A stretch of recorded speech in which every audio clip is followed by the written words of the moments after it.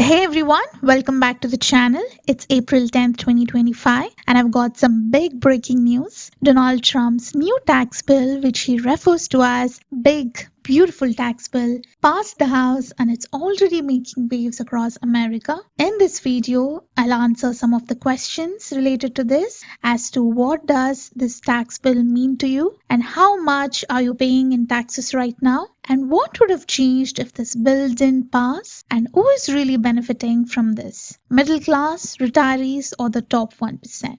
I'm breaking it all down. Let's start with where things stand currently. The income tax brackets we have in 2025 are still based on Trump's 2017 Tax Cuts and Jobs Act, which lowered tax rates for almost everyone. Those cuts are still active as of now. So here are the 2025 federal tax brackets for single filers. If you make up to 11.9K, you're taxed at 10%. And from that to 48.4K, you pay 12%. And between 48.5K and 103K, the rate jumps to 22%. And up till 197K, it is 24%. And between 197K to 250K, you're taxed at 32%. And from 250K to 615K, the rate is 35%. And if you earn over that, you fall into the top bracket at 37%.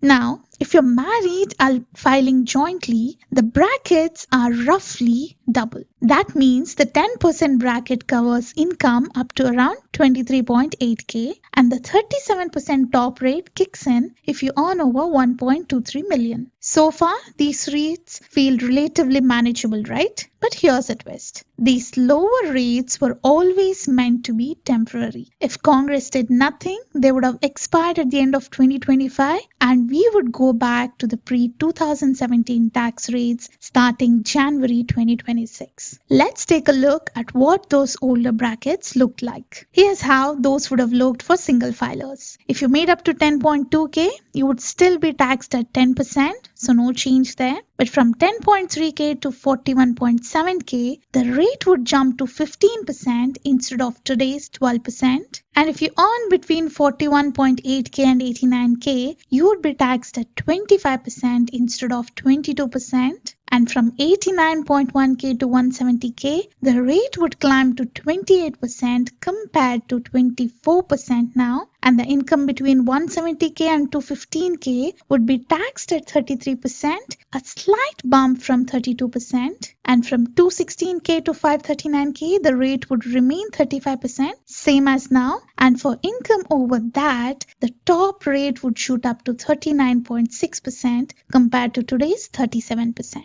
So let me break this down with an example. Suppose you make 90K a year. Under the current 2025 tax rates, your top marginal rate is 22%. But under the old brackets, that same income would fall under the 25% rate. So even though it may seem like a small change in percentage, it can mean hundreds or even thousands of dollars more in taxes depending on your income level. So that's a 3% jump on your highest dollars, which adds up. So you would pay around $600 to $900 more depending on deductions with this example. And so for married couples, the top rate would have returned to 39.6% for income over 650K compared to $1.23 million today. So bottom line, this bill locks in the lower rates, preventing a quiet tax hike in 2026. But Trump didn't stop there. He added new tax breaks on top.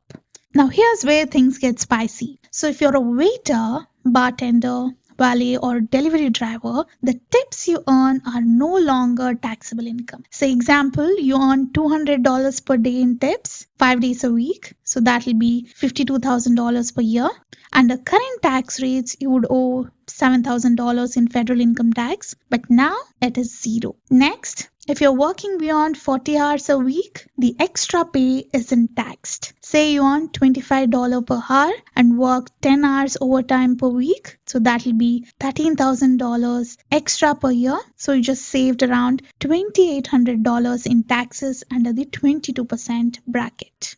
Also, previously, many retirees paid taxes on their social security. Up to 85% of it could be taxable if your income was over $25,000. But now, 100% tax free, regardless of other income. Also, a deductible car loan interest on American made cars. Say you buy a $40,000 car at 6% interest, which is $2,400 per year in interest. So tax reduction at 22% bracket is $528 saved per year. And also, for US based manufacturers, tax rate drops from 21% to 15% if they produce entirely within the US. Great, right? But how do we pay for all this? So before I proceed further, mention in the comments which of these new tax breaks is your favorite. No tax on tips, no tax on overtime, no tax on social security, or car loan interest reduction. I love them all, but the car loan deduction is interesting. It'll push more people to buy American made cars, which is a huge win.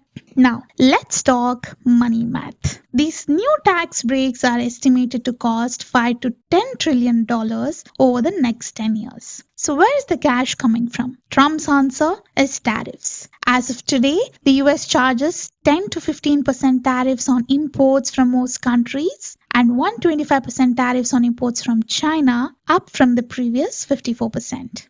That means if you buy a phone or laptop made in China that costs say $1,000, there is now $1,250 in tariffs, and retailers may pass that on to you. So these tariffs are projected to raise up to $3 trillion over 10 years. That helps, but still it leaves a gap.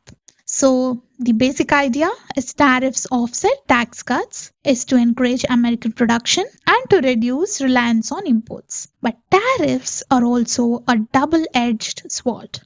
So who wins with this bill? Middle class families making around $80,000 a year might save $400 to $600 per year from rate extensions and new deductions. Retirees, if your only income is social security, now pay $0 in federal income tax. Tipped and hourly workers could save $5,000 to $8,000 a year between tax-free tips and overtime. But the biggest winners are the top 1% earners, those earning $615,000 or more as a singles or $1.2 million and up as couples with estimated tax savings of $60,000 to $80,000 per year. Corporations that produce in the US save 6% more on profits, and according to the Tax Foundation, about 45% of the benefits go to the top 5% of earners. So, does this feel fair? Do you think this bill helps the middle class enough, or is it too tilted towards the rich? Comment below. Now, let's be real.